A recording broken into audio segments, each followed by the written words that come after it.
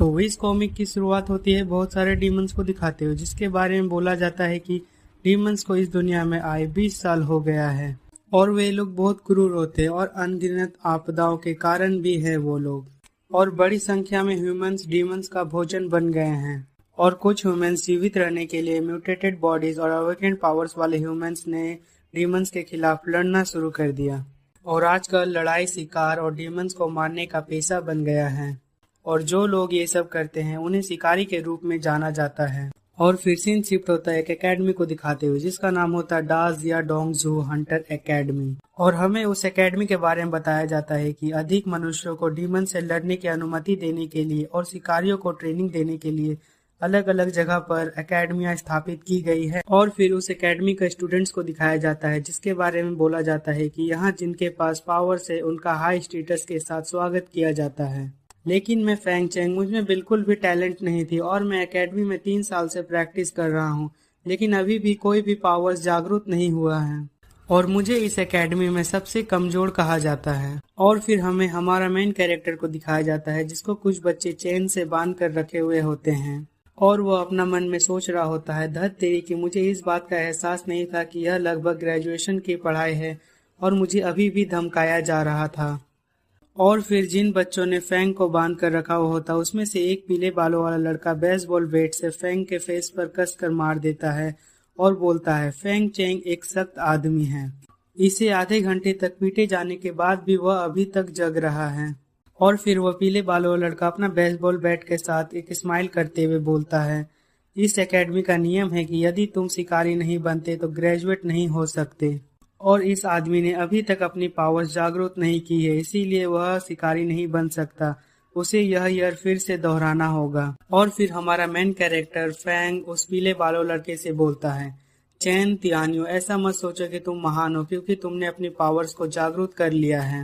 और फिर यह सुनकर वो पीले बालों लड़का पूरा गुस्सा हो जाता है फैंग के ऊपर और वह अपने बेसबॉल बैट को पीछे करते हुए फैंग को मारने के लिए रेडी होते हुए बोलता है, मुझे माफ कर दो फैंग, यदि तुम्हारे पास पावर है तो तुम महान हो और तुम जैसे बिना पावर्स वाले कमजोर लोग रौंदे जाने के लायक हो। और फिर वह जैसे ही फैंग के ऊपर हमला करने वाला होता है तभी एक जोरदार आंधी आता है और उन तीनों को हवा में उड़ाकर नीचे पटक देता है। और फिर हमें एक बहुत ही खूबसूरत लड़की को दिखाया जाता है, जिसके पास हवा को कंट्रोल करने का पावर होता है। तो यहाँ हमें पता चलता है कि उन तीनों लड़कों को उसी लड़की ने अपनी पावर की मदद से हवा में उछाला था। और वह उन तीनों से बोलती है, क्या अपने क्लासमेट को धमकाना फन है? तुम लोग बहुत बोरिंग हो। फिर फैंग हैरानी से उस खूबसूरत लड़की की तरफ देखते हुए सोचता है, यह तो लिन लोंग यूई है, हमारे क्लास की प्रेसिडेंट है और पूरे एकेडमी में सबसे स्ट्रॉन्गेस्ट पर्सन, और वह मेरे बचपन की दोस्त है जिसके साथ मैं बड़ा हुआ। और फिर वह पीले बालों लड़का बोलता है, लिन लोंग यूई, इस बेवकूफ लड़के की मदद करने की तुम्हारी हिम्मत कैसे हुई? फिर लिन उन तीनों की तरफ गुस्से से देखते हुए बोलती है, भाग जाओ यहाँ से वरना मैं तुम्हें जान से मार डालूंगी। फिर वह तीनों लड़के वहाँ से भागने लगते हैं। तभी वो पीले बालों वाला लड़का भागते हुए पीछे मुड़कर फैंग को देखते हुए सोचता है, फैंग चेंग, आज तुम बहुत लकी हो कि तुम्हें लिन ने बचा लिया। फिर लिन अपनी पावर्स की मदद से उस चेन को तोड़ देती है जो फैंग के हाथों पर बंधा हुआ होता है। फिर फैंग बोलता है, thank you Lin Long Yue कि तुमने सही समय पर आकर मेरी मदद की। फिर लिन बोलती है, ग्रेजुएशन की परीक्षा 1 महीने में है, फिर भी तुमने अभी तक कोई भी पावर जागरूक नहीं की है। क्या तुम इस ग्रेजुएशन की परीक्षा को फिर से दोहराने जा रहे हो? फिर फैंग बोलता है, इसे दोहराना असंभव है, मेरी हालत इसको दोहराने की कतई इजाजत नहीं देती। फिर फैंग वहां से जाते हुए सोचता है, 5 साल पहले उसके मॉम डैड एक डीमंस के हमले में मर गए और तब से मेरी बहन ने परिवार की जिम्मेदारी संभाली है और मेरी ट्यूशन फीस का प्रबंध करने के लिए वह काम करती है और पाई पाई का हिसाब लगाकर गुजारा करती है और अब उससे इसके लिए पे करना इम्पॉसिबल है। फिर फैंग लिन से बोलता है, अगर यदि मैं एक शिकारी के रूप में अपनी पावर्स को जागरूक नहीं करता हूँ तो मैं इस एकेडमी को छोड़ दूंगा। फिर लिन फैंग को एक पंच मारते हुए बोलती है, ऐसा मत कहो, हिम्मत मत हारो, ग्रेजुएशन की परीक्षा होने में अभी भी 1 महीना बाकी है और जरूर तुम अपनी पावर्स को जागरूक करने में सक्षम होगे। और यदि तुम ग्रेजुएशन हंटर की परीक्षा से पहले अपने हंटर की पावर को जागरूक नहीं करते हो तब तुम अपने सारे जीवन के लिए एक लूजर हारे हुए व्यक्ति होगे। और यह बोलकर लिन वहां से चली जाती है। फिर फैंग लिन को जाते हुए देखकर अपना मन में सोचता है, लिन लोंग यूई अभी भी उतनी ही ब्लंट है जितना वो एक बच्ची थी। ब्लंट का मतलब होता है मुंहफट, जो आदमी डायरेक्ट मुंह पर ही बोल देता है। फिर हमारा मेन कैरेक्टर फैंग पूरा मोटिवेट होते हुए सोचता है क्योंकि वापसी का कोई रास्ता नहीं है तो मैं अब अंत तक लड़ूंगा। और फिर वह दौड़ते हुए घर की तरफ जाते हुए सोचता है मैं घर पहुंचने के लिए 20 किलोमीटर की दूरी तय कर सकता हूं। भले ही मैं एकेडमी में सबसे कमजोर हूं, फिर भी मैं अपनी पावर्स को क्यों नहीं जागरूक कर सकता हूं। फिर वह पूरा गुस्सा होते हुए अपने आप से बोलता है मैं लिन की तरह एक इलाइट व्यक्ति बनना चाहता हूं, तो मैं अपनी ट्रेनिंग को डबल करूंगा और अगर मुझे अपनी शरीर की क्षमता का एहसास हो जाए तो मैं अपनी पावर्स को जागरूक करने में सक्षम हो जाऊंगा। फिर फैंग देखता है कि कुछ लोग उसके तरफ पीछे देखते हुए भागते हुए आ रहे थे और वह सभी लोग चिल्लाते हुए बोल रहे थे जल्दी भागो यहाँ से, डीमंस आ रहे हैं। फिर फैंग एक लड़की को देखता है जो हेल्प के लिए आवाज लगा रही होती है क्योंकि एक बहुत बड़ा सा डीमन उस लड़की का पीछा कर रहा होता है। तो उसे देखकर फैंग घबराते हुए बोलता वह डीमन तो इस सिटी का most wanted D class demon blade है। और वह डीमन जैसे ही उस लड़की को मारने वाला होता है तभी फैंग उसे अपनी गोदी में उठाकर वहां से हट जाता है और वह डीमन उसे नहीं मार पाता है। फिर फैंग अपने आप से बोलता मैं अवश्य ही पागल हूँ, मैं किसी को बचाने की कोशिश करने से खुद को नहीं रोक सका। और इतना बोलते ही तभी वो डीमन फैंग के शरीर पर अपने नोकीले ब्लेड वाले हाथ को आर पार कर देता है और फैंग दर्द के मारे जोर जोर से चीखने लगता है। फिर वह लड़की बोलती है बड़े भाई क्या हुआ आपको, आप ठीक हो? फिर फैंग उसे चिल्लाते हुए बोलता है तुम मेरी चिंता मत करो, तुम भागो यहाँ से। फिर वह लड़की रोते हुए बोलती है मैं तुम्हें बचाने के लिए किसी को बुलाती हूँ। और फिर वह डीमन फैंग को हवा में उठा लेता है और उसे बहुत दूर फेंक देता है और फैंग एक दीवार से जाकर टकरा जाता है और उसका मुंह से ब्लड भी निकल रहा होता है और वह दर्द के मारे चिल्लाते हुए बोलता है मैं तो बहुत बड़ा मूर्ख हूँ, मैं ये कैसे सोच सकता हूँ कि एक साधारण सा इंसान हीरो हो सकता है। और फिर वो डीमन फैंग का हालत देखकर हंसने लगता है। फिर फैंग गुस्से से बोलता है बास्टर्ड, यह डीमन हंस रहा है मेरे ऊपर, बट मुझे इस बात का डर है कि मैं उस डीमन की आंखों में उसका भोजन हूँ। और वह डीमन फैंग के तरफ उड़ते हुए आने लगता है तो फैंग बोलता है मुझे वापस लड़ने के लिए मौका मिलना चाहिए। और इतना बोलते ही तभी वो डीमन फैंग के छाती पर पैर रख देता है। तो फैंग सोचता है क्या यही पावर्स का डिफरेंस है? मैं बहुत दुखी महसूस करता हूँ, इस तरह मरना शर्म की बात होगी कि मैं अभी तक शिकारी नहीं बन सका हूँ और मैं लिन लोंग न्यू जितना मजबूत नहीं हुआ हूँ और मैंने अभी तक अपनी बहन को बेहतर जीवन नहीं दिया हूँ। फिर फैंग अचानक से कुछ सोचता है और बोलता है मैं जीना चाहता हूँ और मैं उस डीमन ब्लेड को मारना चाहता हूँ। फिर वह फैंग गुस्से से पूरा लाल हो जाता और बार बार बोलता है मुझे उसे मारना है, मुझे उसे मारना है। फिर फैंग को अपने शरीर के अंदर से एक आवाज सुनाई देता है जो उससे बोल रहा होता है मरने से पहले तुम्हारे मन में मारने की प्रबल इच्छा जागृत हो गई है, तुमने डीमन स्लेयर के साथ जुड़ने की छिपी हुई कंडीशन को जन्म दिया है और तुम्हारा जीवन खत्म होने वाला है, क्या तुम डीमन स्लेयर के साथ जुड़ना चाहते हो? फिर अपना हीरो फैंग हैरानी से बोलता है मैं कहाँ हूँ और कौन बात कर रहा है, एक डीमन स्लेयर के साथ जुड़ने का क्या मतलब है? और फिर फैंग नोटिस करता है कि एक अननोन हाथ आकर उसका हाथ और पैर को पकड़ लेता है और फिर धीरे धीरे बहुत सारे हाथ आकर फैंग को पकड़ लेते हैं और फैंग डर के मारे पूरा चीखने लगता है। फिर वह सोचता है यह जगह कहाँ पर है, क्या यह परलोक है? और फिर से फैंग को वही आवाज सुनाई देता है जो बोल रहा होता है डेंजर वार्निंग, तुम्हारे जीवन के 10 सेकंड बचे हैं, क्या तुम डीमन स्लेयर के साथ जुड़ना चाहते हो? फिर फैंग बोलता है क्या मेरे पास अब भी कोई चॉइस है? और फिर वह सारे हाथ धीरे धीरे करके फैंग के गर्दन और शरीर को कसने लगते हैं और फैंग दर्द के मारे पूरा चीख रहा होता है। तो यहाँ हमें पता चलता है कि वो सारे हाथ जो होते हैं वो डेथ हैंड होते हैं। फिर फैंग सोचता है केवल एक ही मौका है और फिर फैंग डीमन स्लेयर के साथ मर्ज होने के लिए वो अपने हाथ को आगे बढ़ाता है उस डीमन स्लेयर के तरफ और वह जैसे ही उस हाथ को टच करता है तो एक बहुत ही जोरदार वाइब्रेशन होता है और जितने भी डेथ हैंड फैंग को पकड़े हुए होते हैं वो सभी फेंका जाते हैं। और फिर फैंग को एक आवाज सुनाई देता है जो बोल रहा होता है मर्ज सक्सेसफुल, तुमने डीमन स्लेयर के पावर्स गेन कर लिए हैं। और फिर सीन शिफ्ट होता है उस डीमन ब्लेड को दिखाते हुए जो फैंग के छाती पर पैर रखा हुआ होता है और उसके मरने का इंतजार कर रहा होता है। और फिर तभी फैंग को दिखाया जाता है जो एक रेड कलर का डीमन स्लेयर बन चुका था और वह डीमन ब्लेड को एक झटके से कुछ दूर पीछे फेंक देता है और फिर वह खड़ा हो जाता है। फिर डीमन स्लेयर के आइज को दिखाया जाता है और उसके हाथ और पैर को। और फिर फैंग के अंदर से आवाज आता है डीमन स्लेयर फॉर्म एक्टिवेटेड हो गया है। फिर फैंग अपने हाथ पैर और शरीर को देखता है और बोलता है देखो मुझे विश्वास नहीं हो रहा है कि मैं एक डीमन बन गया हूँ और ऐसा लग रहा है जैसे मेरा दिमाग खुल गया हो और मैं कभी भी बेहोश हो जाऊंगा। और फिर दूसरे सीन में हम लोग देखते हैं कि वो डीमन ब्लेड उसके ऊपर हमला करने के लिए दौड़ते हुए आ रहा होता है। तभी फैंग के शरीर के अंदर से वही आवाज आता है जो बोल रहा होता है, kill the enemy, kill the enemy. और फिर वह डीमन ब्लेड जैसे ही डीमन स्लेयर के ऊपर हमला करने वाला होता है तो डीमन स्लेयर वहां से हट जाता है और उसके हमले से बच जाता है।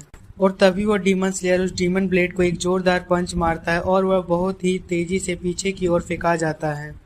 और फिर वह डीमन स्लेयर हवा की तेजी से आकर उस डीमन ब्लेड का गर्दन पकड़ लेता है और उसे जमीन पर घसीटते हुए उसे एक दीवार पर मार देता है। और फिर वह डीमन ब्लेड कस कर चिल्लाता है और डीमन स्लेयर के ऊपर अपने ब्लेड से हमला कर देता है, पर डीमन स्लेयर उसके हमले को देख लेता है और नीचे झुककर बच जाता है। और फिर डीमन स्लेयर उस डीमन ब्लेड का हाथ को पकड़कर अपने मुक्के को बांधते हुए बोलता है, बहुत धीमा, तुम बहुत धीमे हो। और यह बोलकर डीमन स्लेयर डीमन के सर पर एक जोरदार मुक्का मारता है और वह डीमन ब्लेड उड़ते हुए जाकर एक बिल्डिंग के दीवार से टकरा जाता है। और फिर दो आदमियों को दिखाया जाता है जो डीमन स्लेयर को देख लेता और एक आदमी बोलता है, देखो मैं सही था, एक डीमन दूसरे डीमन को मार रहा है। और दूसरा आदमी चौंकते हुए बोलता है, अनबिलीवेबल। फिर वह दोनों आदमी डरते हुए बोलते हैं, अरे उसने तो हमें देख लिया है। फिर वह फैंग जो डीमन स्लेयर बना हुआ होता है वो अपने सर को पकड़कर बोलता है, मेरे सिर से फिर से वही आवाज आ रहा है जो बोल रहा होता है, उन ह्यूमंस को मार डालो जिन्होंने तुम्हें देख लिया है। फिर फैंग उन ह्यूमंस को बोलता है, तुम दोनों यदि तुम मरना नहीं चाहते हो तो यहाँ से चले जाओ। और वो दोनों आदमी में से एक आदमी भागते हुए बोलता है, जल्दी भागो यहाँ से। फिर दूसरा आदमी बोलता है, मेरे लिए भी रुको। और फिर उस डीमन ब्लेड को दिखाया जाता है जो फैंग के पीछे जग गया होता है और वह फैंग को मारने के लिए खड़ा हो रहा होता है, बट फैंग को पता नहीं चलता है और वह अपने मन में सोच रहा होता है, डीमन स्लेयर के साथ मर्ज के बाद भी मैं अपनी ह्यूमैनिटी को बनाए रखूंगा। और फिर अचानक से वो डीमन ब्लेड फैंग के ऊपर हमला कर देता है, लेकिन फिर एक बार फैंग उसके हमले से बच जाता है और फिर वो एक जोरदार मुक्का घुमाकर उस डीमन ब्लेड के पेट पर मारता है तो उसका हाथ उस डीमन ब्लेड के पेट से आर पार हो जाता है और वह डीमन ब्लेड वहीं पर मर जाता है। और फिर फैंग के बॉडी के अंदर से वही आवाज सुनाई देता है जो बोल रहा होता है, तुमने डीमन ब्लेड को मार डाला और तुमने ओपोनेंट के सारे एबिलिटी को लूट लिया, हैंड स्वॉर्ड। और जब तुम किसी एनिमी को मारते हो तो तुम उसके फाइटिंग पावर्स भी लूट लेते हो। फिर फैंग बोलता है, क्या डीमन स्लेयर का मतलब हत्या और लूटपाट करके मजबूत बनना होता है? और मैं अपनी क्षमताओं को जगाने की बहुत कोशिश कर रहा हूँ लेकिन कुछ भी काम नहीं आ रहा है। लेकिन जब मैं डीमन स्लेयर के साथ जुड़ गया तो मैंने दुश्मनों को मारकर अपनी पहली क्षमता को अनलॉक कर दिया। और यह बोलने के बाद फैंग डीमन स्लेयर से अपने असली रूप में आ जाता है और वह अपने आप से बोलता है, ऐसा लगता है जैसे जब मैं लड़ने के बारे में नहीं सोच रहा हूँ तो मैं मानव रूप में वापस लौट आऊंगा। और इस लड़ाई का शोर बहुत तेज था तो कुछ शिकारी इसे निश्चित रूप से सुनेंगे और यदि उन्हें डीमन स्लेयर का रहस्य पता चल गया तो मुझे रिसर्च के लिए गिरफ्तार कर लिया जाएगा। तो मुझे यहाँ से निकलना होगा, मैं अपनी पहचान उजागर नहीं कर सकता। फिर एक सिटी को दिखाया जाता है जिसका नाम होता है सुबर्ग ऑफ डोंग जाहो सिटी। और फिर उस सिटी के एक मोहल्ले को दिखाया जाता है जहाँ पर फैंग का घर होता है और वह अपने घर का दरवाजा खोलकर अंदर चला जाता है और बोलता है, सिस्टर मैं घर वापस आ गया हूँ। फिर फैंग की सिस्टर उसे देखते हुए बोलती है, फैंग चेंग तुम्हें इतना समय क्यों लगा घर आने में? मैं तुम्हारे इंतजार कर रही थी। और तुम्हें यह चोट कैसे लगी? फिर फैंग हंसते हुए बोलता है, चिंता मत करो, मैं ठीक हूँ। रोड पर एक डीमन ने मुझ पर हमला कर दिया था लेकिन सौभाग्य से मैं भागने में सफल रहा, पर मेरे कपड़े फट गए हैं। फिर फैंग सोचता है, लकीली डीमन स्लेयर के साथ जुड़ने के बाद मेरे चोट अपने आप ठीक हो गए हैं। फिर फैंग की सिस्टर रोते हुए बोलती है, सचमुच फैंग तुम्हें सावधान रहना होगा और यह मत भूलना मॉम और डैड को काम से घर जाते समय डीमन ने मार डाला था। फिर फैंग सैड होते हुए बोलता है, मुझे पता है, तुम चिंता मत करो बहन। फिर फैंग की सिस्टर अपने आंसू को पोंछते हुए बोलती है, चलो उन सैड बातों के बारे में बात ना करो, मैं तुम्हारे लिए डिनर तैयार कर देती हूँ। फिर वो अपने सिस्टर को थैंक यू बोलकर नहाने के लिए चला जाता है और जब वो नहाकर बाहर आता है तो वो देखता है कि टेबल पर उसका फेवरेट खाना रखा हुआ होता है और वो डिनर को देखकर पूरा खुश हो जाता है और बोलता है, थैंक यू सिस्टर, तुमने मेरा फेवरेट डिनर चिकन नूडल्स बनाया है। फिर उसकी बहन बोलती है, चलो अब जल्दी खा भी लो इसे। फिर फैंग अपनी सिस्टर से पूछता है, तुमने रात के डिनर में क्या खाया? और वह बोलती है, मैंने उस कन्वेंस स्टोर में कुछ खा लिया है जहाँ पर मैं काम करती हूँ। फिर फैंग गुस्सा होते हुए बोलता है, तुम हमेशा से ऐसे ही हो, मेरे लिए महंगा खाना छोड़ना और अपने बारे में ना सोचना। क्या तुम अपना ख्याल नहीं रख सकती हो? और मैं यह नहीं चाहता हूँ कि तुम भूखी रहो। फिर फैंग की सिस्टर रोते हुए बोलती है, तुम मेरे सगे भाई हो, मेरे एकमात्र परिवार है और तुम इस दुनिया में एकमात्र व्यक्ति हो जिसकी मुझे परवाह है। फिर फैंग बोलता है, सिस्टर तुम चिंता मत करो, मैं अब पैसा कमाऊंगा और मैं यह घर बदल दूंगा और तुम्हें बेहतर जीवन दूंगा। फिर उसकी बहन स्माइल करते हुए बोलती है, तुम यह कर सकते हो फैंग चेंग, मुझे तुम पर विश्वास है। फिर फैंग भी स्माइल करते हुए बोलता है, हाँ मेरी सिस्टर। फिर उसकी सिस्टर बोलती है, तुम खाना जारी रखो, मैं अपना काम निपटा लूंगी। और यह बोलकर वो अपना काम करने लगती है और काम करते हुए सोचती है, फैंग चेंग पहले से अधिक मैच्योर लग रहा है, ऐसा लगता है जैसे वह सचमुच बड़ा हो गया है और मुझे आशा है कि वह ग्रेजुएट हो सकता है और एक योग्य शिकारी बन सकता है। फिर फैंग को दिखाया जाता है जो अपने मोबाइल को देखते हुए सोचता है, कल वीकेंड है और समय का लाभ उठाते हुए मैं पैसे कमाने के लिए डीमंस का शिकार करने जा रहा हूँ और मैं हंटर यूनियन के ऑफिशियल सॉफ्टवेयर में लॉग इन करूंगा और आप यहाँ अलग अलग तरह के डीमंस की वांटेड इन्फॉर्मेशन देख सकते हो। और फिर फैंग हंटर्स के ऑफिशियल साइट में लॉग इन कर लेता है और उसे एक ई क्लास डीमन ऑक्टोपस के बारे में पता चलता है और उस ऑफिशियल साइट में लिखा हुआ होता है कि आपको पर डीमन को मारने पर 3000 रुपीज मिलेगा और कोई भी हंटर्स पार्टिसिपेट कर सकते हैं फाइट करने के लिए और यह इन्फॉर्मेशन लंबे समय तक वैलिड रहेगा। फिर फैंग अपने मन में सोचता है, 10 किलोमीटर दूर ऑफिस पार्क अच्छा है, वे सभी ई क्लास डीमंस, तुम प्रत्येक डीमन से 3000 युआन कमा सकते हैं और डीमन स्लेयर की क्षमता से लड़ना बहुत आसान होना चाहिए। लेकिन डीमन स्लेयर के रूप में डीमंस को मारना एक टाइम बॉम्ब की तरह है, यह हमेशा एक पैरासाइट्स की तरह मेरे दिमाग को कंट्रोल करने की कोशिश कर रहा है।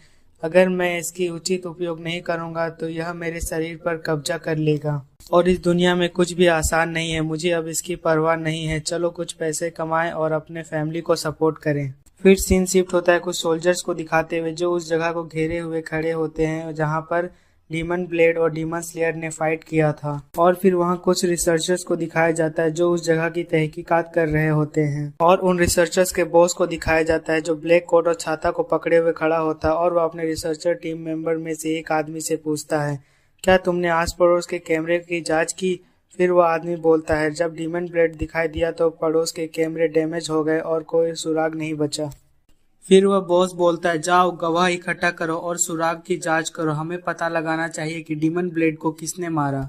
फिर वह आदमी निराश होकर यस बोलते हुए वहां से चला जाता है। फिर वह बॉस अपना मन में सोचता है, एक साधारण शिकारी डी क्लास डीमन ब्लेड को नहीं मार सकता है और फाइट के सीन के निशान से बहुत संभव है कि दूसरा पक्ष वो भी एक डीमन है। फिर सीन शिफ्ट होता है फैंग को दिखाते हुए जो उस ऑफिस पार्क में पहुंच चुका था उस डीमन ऑक्टोपस को मारने के लिए जो एक टूटा फूटा हुआ इलाका में था। और फिर फैंग अपना मन में सोचता है, अनएक्सपेक्टेडली वो प्लेस जहां ऑफिस वर्कर्स काम करते थे अब वो ऐसा हो गया है। और इस जगह के बारे में वो सोचते सोचते आगे बढ़ रहा होता है, तभी उसके पीछे डीमन ऑक्टोपस के हाथ को दिखाया जाता है। फिर फैंग वहां पर कुछ शिकारियों की डेड बॉडीज को देखता है और सोचता है, यह किसी शिकारियों का शव है और ऐसा भी नहीं लगता है कि इसके मरे हुए ज्यादा समय हुआ है। और फिर डेड बॉडीज के पहाड़ को दिखाया जाता है जिसे देखकर फैंग बोलता है, चेस्ट की कैविटी में खोखला घाव है जो इंटरनल ऑर्गन्स को डीमंस द्वारा खाया गया है। और फिर फैंग पीछे की ओर मुड़ता है और वह देखता है कि ई क्लास डीमन ऑक्टोपस उसके पीछे हथियार लिए हुए खड़े होते हैं। और फिर उसे देखकर फैंग अपना मन में सोचता, आखिरकार वे अपेयर्ड हो गए E class octopus demons. Humans bodies पर इस प्रकार के पैरासाइट्स डीमन से निपटना काफी कठिन है। और फिर वो डीमन ऑक्टोपस फैंग के ऊपर हमला कर देता है पर फैंग उस जगह से कूदकर कुछ दूर पीछे हट जाता है और बोलता है, डीमन स्लेयर एबिलिटी से मर्ज के बाद यहाँ तक कि उसके मानव रूप में भी मैं आसानी से अपने शरीर को संचालित कर सकता हूँ और मैं अपनी डिमोनिक पावर को भी कंट्रोल कर सकता हूँ। और फिर वह सारे डीमन ऑक्टोपस फिर से फैंग को मारने के लिए दौड़ते हुए आ रहे थे और तभी फैंग के अंदर से आवाज आता है जो बोलता है, एनिमी के हमले को डिटेक्ट कर लिया गया, automatically activated hand sword ability. Sword का मतलब होता है तलवार। और फिर फैंग के दोनों हाथों पर तलवार निकल आता है और वह हैरानी से बोलता है, ऑटोमेटिकली एक्टिवेटेड, यह एक एआई प्रोग्राम की तरह है। और फिर वह एक डीमन ऑक्टोपस के ऊपर हमला करता है और बोलता है, चलो टेस्ट करके देखते हैं तलवार मानव रूप में कितनी शक्तिशाली है।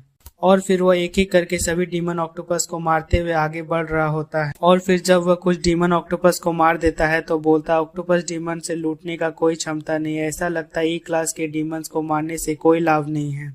और फिर वह देखता है कि बहुत सारे ऑक्टोपस डीमन उसे घेरे हुए खड़े होते हैं। फिर वह उन सभी डीमंस के बीच में खड़े हुए अपने आप से बोल रहा होता है, ऐसा लगता है जैसे 3 ऑक्टोपस डीमंस सिर्फ चाह रहे थे मुझे पकड़ने के लिए और ये सभी ऑक्टोपस तो एंडलेस है, ये तो खत्म ही नहीं हो रहे हैं। और फिर से वह सभी ऑक्टोपस डीमन को अपने हैंड स्वॉर्ड की मदद से काटने शुरू कर देता है। और फैंग गुस्से से बोलता, उनमें से अभी भी बहुत सारे डीमंस जिंदा है। मुझे डर है कि मैंने ऑक्टोपस डीमंस के घोंसले पर हमला कर दिया है और मैं शांत नहीं रह सकता हूँ क्योंकि ई क्लास में हूँ। अगर मैं आखिरकार एक डीमन स्लेयर में नहीं बदल जाता तो मुझे आसानी से घेर लिया जाएगा और मार दिया जाएगा। और फिर बहुत सारे डीमन ऑक्टोपस एक साथ फैंग के ऊपर हमला करने के लिए आगे बढ़ रहे होते हैं, तो फैंग उनसे बचने के लिए उस ऑक्टोपस के घोंसले से दौड़ते हुए बाहर निकल रहा होता है। और तभी कुछ डीमन ऑक्टोपस के हाथ जमीन से बाहर निकलकर उसके दोनों पैरों को पकड़ लेता है। और फिर हमें एक बहुत बड़ा जायंट ऑक्टोपस डीमन को दिखाया जाता है जो डी क्लास का वाइज ऑक्टोपस होता है। और वह हंसते हुए बोलता है, चलो देखे जरा तुम में से कौन ट्रैप में फंसा है। ओह डैम इट, यह तो सिर्फ एक छोटा सा झींगा है, यह मेरे दांतों के बीच फिट होने के लिए इनफ नहीं है। फिर फैंग सोचता है यह एक डी क्लास का डीमन है लेकिन इसकी ऑरा ब्लेड से भी ज्यादा मजबूत है। फिर वह जायंट ऑक्टोपस सभी छोटे डीमन ऑक्टोपस को आदेश देता है, मेरे खाने के लिए उसके छोटे टुकड़े टुकड़े कर दो। और फिर सभी ऑक्टोपस उसके शरीर को टुकड़े करने के लिए खींचने लगते हैं, तो फैंग बोलता है अगर ऐसा ही चलता रहा तो वो मुझे जिंदा खा जाएंगे। और फिर फैंग के शरीर से वही आवाज आने लगता है जो बोल रहा होता है, kill the enemy, kill the enemy. और फिर एक रेड कलर का जोरदार लाइटनिंग होता है और फिर आवाज आता है, डीमन स्लेयर फॉर्म एक्टिवेटेड हो गया है। फिर फैंग गुस्से से उन डीमन ऑक्टोपस को बोलता है, मुझे डीमन स्लेयर फॉर्म में ट्रांसफॉर्म होने के लिए तुम लोगों ने फोर्स किया है, तो तब तुम्हें मारे जाने का तीव्र दर्द भी महसूस होना चाहिए। और फिर वो एक एक करके सभी डीमन ऑक्टोपस को पूरी तेजी से मारने लगता है। तो तभी वो ऑक्टोपस डीमन का लीडर बोलता है, एक इंसान जो डीमन बन सकता है, यह तो इंटरेस्टिंग बात है। फिर फैंग बोलता है, मैंने सोचा कि पैसे कमाने के लिए कुछ सामान्य ई क्लास डीमन से लड़ सकता हूँ, पर मैंने नहीं सोचा था कि मैं इस साधारण इच्छा को पूरी कर सकूंगा। फिर वो ऑक्टोपस डीमन का लीडर हंसते हुए बोलता है, तुमको एक डीमन का शरीर मिला है लेकिन तुम नहीं जानते कि यह क्या है, वह शरीर जहाँ चींटी रहती है, यह तो काफी फनी बात है। फिर फैंग बोलता है, तुम्हारे जैसे डीमन जो सोचते हैं कि वो दुनिया से ऊपर हैं, यह तुम कैसे सोच सकते हो, और तुम जैसे डीमन कैसे समझ सकते हैं कि इंसान के लिए जीवित रहना कितना कठिन है। और यह बोलकर फैंग उस लीडर के ऊपर अपने हैंड स्वॉर्ड से हमला कर देता है, पर वह लीडर उस हमले को अपनी लकड़ी से रोक लेता है। बट वो हमला इतना तेज होता है कि वो ऑक्टोपस डीमन लीडर उस हमले के प्रेशर से कुछ दूर पीछे चला जाता है। फिर वह बोलता है, इतना खराब भी नहीं था, तुम वास्तव में कुछ तरकीबें जानते हो। फिर वह ऑक्टोपस डीमन अपने टेंटिकल्स को फैंग की ओर बढ़ाते हुए बोलता है, बहुत बुरा, तुम बहुत धीमे हो।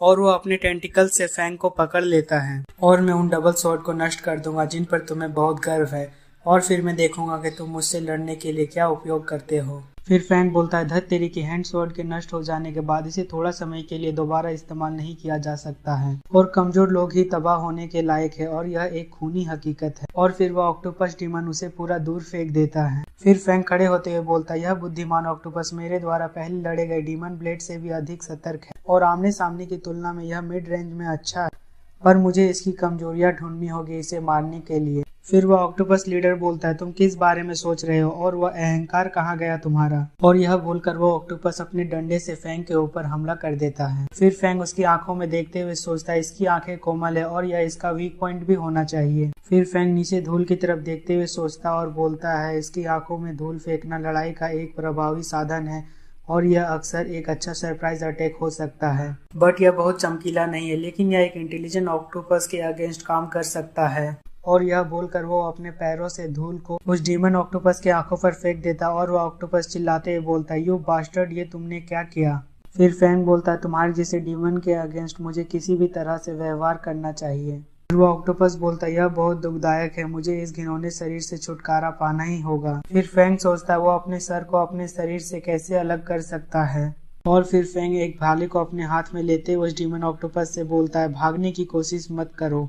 और यह बोलकर फैंग उस भाले को उस ऑक्टोपस के सिर में घुसा देता है और वह डीमन ऑक्टोपस अपना मन में सोचता है, लकीली मेरा ब्रेन पूरी तरह से नष्ट नहीं हुआ था, मुझे इसकी जीवन शक्ति पुनः प्राप्त करने के लिए कुछ समय के लिए मृत्यु की भूमिका निभानी होगी और यह मूर्ख इंसान मेरे मारे जाने का इंतजार कर रहा है। फिर फैंग के अंदर से वही आवाज सुनाई देता है जो बोल रहा होता, अपने बचाव को निराश ना करे, यहाँ तक कि गिरे हुए शत्रु के साथ भी नहीं, इसे उचित तरीके से निपटाया जाना चाहिए। और फिर फैंग अपने हैंड स्वॉर्ड की मदद से वो डीमन ऑक्टोपस का ब्रेन को काट देता है और वो डीमन ऑक्टोपस का लीडर वहीं पर मर जाता है। और फिर फैंग के बॉडी से वही आवाज आता है जो बोल रहा होता है, तुमने वाइज ऑक्टोपस को मार डाला और तुमने ओपोनेंट की एबिलिटी टेंटिकल लूट लिया है। और फिर फैंग उस डीमन ऑक्टोपस की एबिलिटी को देखते हुए सोचता है कैसा अजीब एबिलिटी है, लेकिन इसका उपयोग दुश्मनों से लड़ने के लिए या विस्तारित होने पर ऊंचाई पर चढ़ने के लिए रस्सी के रूप में किया जा सकता है। और फिर से उसके शरीर से वही आवाज आता है जो बोल रहा होता है, उस ऑक्टोपस को मारने के बाद तुम्हारी इच्छा खत्म हो गई है, मानव रूप में फिर से तुम बदल रहे हो।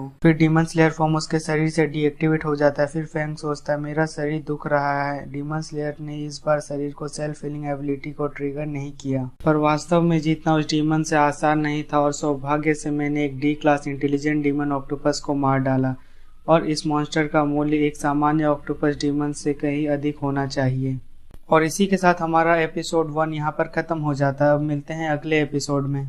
तो एपिसोड 2 के स्टार्टिंग में हमारा मेन कैरेक्टर को दिखाया जाता है जो उस डीमन ऑक्टोपस को मारने के बाद डीमन स्लेयर बॉडी से ट्रांसफॉर्म होकर अपने रियल ह्यूमन बॉडी में आ जाता है और बोलता है यार इस डीमन ऑक्टोपस को मारने के बाद मेरा बॉडी पूरा दुख रहा है और इस डीमन स्लेयर ने अभी तक सेल्फ हीलिंग एबिलिटी स्टार्ट नहीं किया। अच्छा ये सब छोड़ो, बट वह डी क्लास डीमन ऑक्टोपस से जीतना इजी नहीं था, बट मैंने किसी तरह डी रैंक डीमन ऑक्टोपस को मार दिया और यह मॉन्स्टर एक नॉर्मल ऑक्टोपस मॉन्स्टर से काफ़ी अधिक कीमती है। और फिर फैंग चेंग सभी डीमन ऑक्टोपस को मारने के बाद वह सिटी में आ जाता है और सिटी के सभी लोग फैंग चेंग को हैरानी से देख रहे होते हैं क्योंकि फैंग सभी डीमन ऑक्टोपस को मारकर उनका सर को काट कर अपनी पीठ पर बांध लिया होता है और जो सबसे बड़ा सर होता है वो डीमन ऑक्टोपस का वाइज का होता है। और फिर फैंग बोलता है यार मुझे इन सभी डीमन ऑक्टोपस का हेड को कैरी करने के लिए गाड़ी कर लेनी चाहिए थी क्योंकि वाइज ऑक्टोपस का बॉडी सच में बहुत ही ज़्यादा भारी, तो इसीलिए मुझे एक कैब कर लेनी चाहिए थी। बट वह किसी तरह कर हंटर एकेडमी में पहुंच जाता है जहां पर सारे डीमंस को मारने के बाद वहां ले जाकर देने पर उन्हें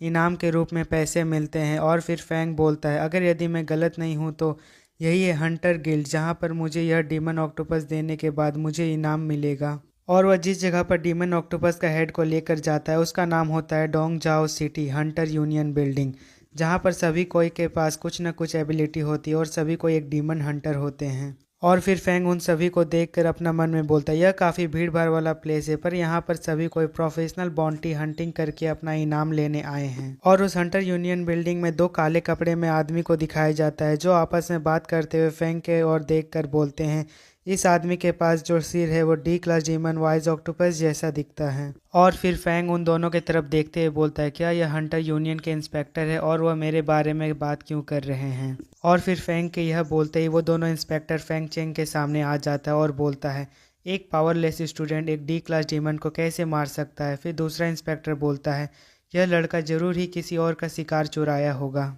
और फिर फैंग वो दोनों इंस्पेक्टर से बोलता है क्या एक स्टूडेंट डीमन से फाइट नहीं कर सकता है क्या। फिर वह इंस्पेक्टर फैंग से बोलता है नहीं एक पावरलेस स्टूडेंट किसी डीमंस का शिकार नहीं कर सकता, अगर यदि तुम इतने ही कॉन्फिडेंट हो तो चलो इसे प्रूव करो और मुझे अपनी हंटर लाइसेंस दिखाओ। और फिर फैंग अपना मन ही मन में बोल रहा होता है हंटर यूनियन के रूल्स के अकॉर्डिंग इंस्पेक्टर को दूसरों की लाइसेंस देखने का अधिकार नहीं है और यह दोनों लोग बस चीज़ों को मुश्किल बनाने की कोशिश कर रहे हैं ताकि वो मेरे डी क्लास डीमन ऑक्टोपस को सीज कर सके। और फिर वह दोनों इंस्पेक्टर अचानक से फैंग के ऊपर अटैक करते हुए बोलता है यह बच्चा घबरा गया है तो इसका मतलब है कि डीमन ऑक्टोपस इसने ज़रूर ही चोरी की होगी, तो चलो इस डीमन ऑक्टोपस को सीज कर देते हैं। और जैसे ही वो दोनों इंस्पेक्टर फैंग से डीमन ऑक्टोपस छीनने वाले होते तभी फैंग बहुत ही तेजी से उन दोनों के पकड़ से बच जाता है। और वहाँ पर हंटर्स के जो ग्रुप होते हैं उनमें से एक आदमी बोलता है ऐसा लग रहा है यहाँ पर फाइट होने वाली है। और तभी उस हंटर ग्रुप के बीच में एक आदमी को दिखाया जाता है जो अपने मन में बोल रहा होता है वो लड़का हैवी लोड कैरी कर रहा है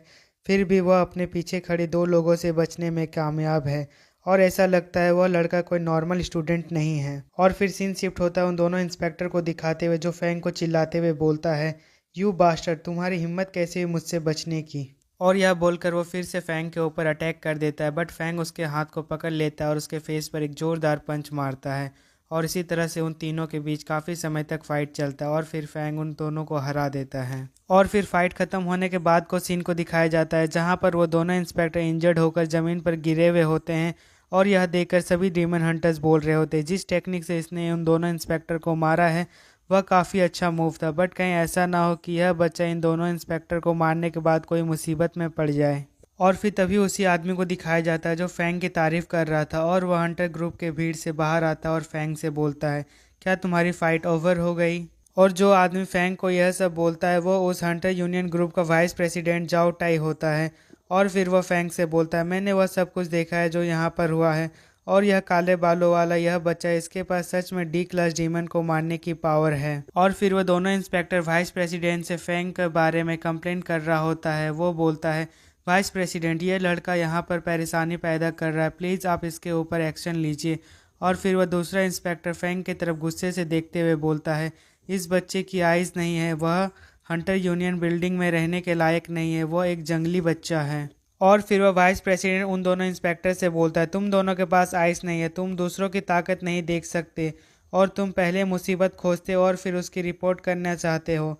और फिर वह इंस्पेक्टर बट बोलता है, और तभी वो वाइस प्रेसिडेंट उन दोनों इंस्पेक्टर की तरफ गुस्से से देखते हुए बोलता है, नो बट्स, तुम दोनों इस जॉब से फायर्ड हो, और यह हंटर यूनियन मूर्खों को फालतू के काम के लिए सैलरी पे नहीं करती है। और वह दोनों इंस्पेक्टर जाओ टाई से बोलता है, वाइस प्रेसिडेंट प्लीज़ मुझे माफ़ कर दीजिए। और फिर वह दोनों इंस्पेक्टर रोने लगता है। और फिर वह वाइस प्रेसिडेंट फैंग के पास आता है और बोलता है, तुम बहुत स्किल्ड हो, क्या तुम्हारे पास कुछ आउटस्टैंडिंग हंटिंग एबिलिटी है क्या?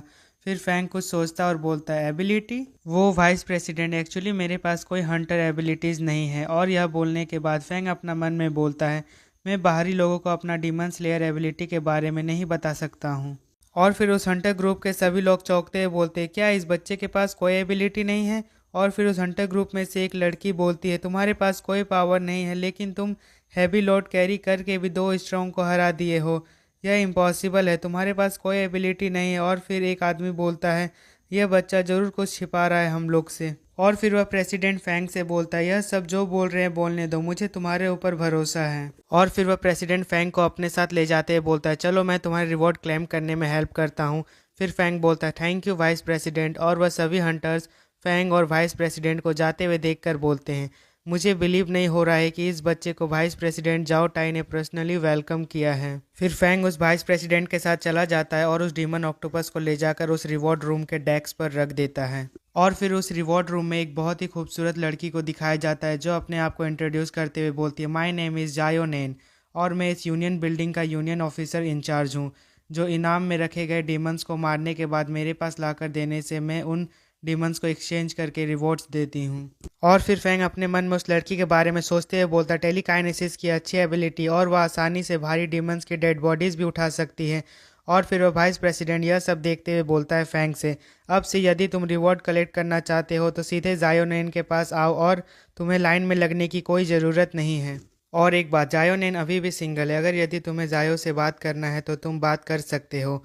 और यह सब देखकर जायो गुस्सा होते हुए बोलती है, वाइस प्रेसिडेंट आप किस बारे में बात कर रहे हैं? और फिर वाइस प्रेसिडेंट के यह सब बोलने के बाद फैंग शर्माते हुए बोलता है, okay thank you vice president, but सच में मेरे अंदर कोई ऐसी एबिलिटी नहीं है जो एक डी क्लास डीमन को मार सके, मैं तो एक साधारण सा स्टूडेंट हूँ। और फिर यह सुनने के बाद वो वाइस प्रेसिडेंट बोलता है, मैं तुम्हें अप्रिशिएट करता हूँ क्योंकि मैं भी तुम्हारी तरह ही हूँ, मेरे अंदर भी कोई हंटर एबिलिटी नहीं है तुम्हारी तरह, लेकिन मैं जाओ टाई कड़ी मेहनत की लगातार और अपने फिजिकल बॉडी को मजबूत किया, और मैं लड़ना और हथियार बनाना सीखा और बहुत सारे हंटर्स को पीछे छोड़ा और इस हंटर यूनियन बिल्डिंग का वाइस प्रेसिडेंट बन गया। और फिर फैंग अपने मन में सोचते हुए बोलता है, जाओ टाई सिर्फ अपनी फिजिकल बॉडी और फाइटिंग स्किल पर भरोसा करके हंटर यूनियन का वाइस प्रेसिडेंट बन गया, यह तो सच में एक्स्ट्रा ऑर्डिनरी इम्पॉसिबल है। और फिर जायोनेन को दिखाया जाता है जो फैंग से बोल रहे होते, तुम्हारी लाई हुई डी क्लास डीमन ऑक्टोपस का रिवॉर्ड को कैलकुलेट की गई, डी क्लास वाइस ऑक्टोपस का रिवॉर्ड है 1 लाख यूएन है, 10 डी क्लास ऑक्टोपस मॉन्स्टर का रिवॉर्ड 30,000 यूएन है,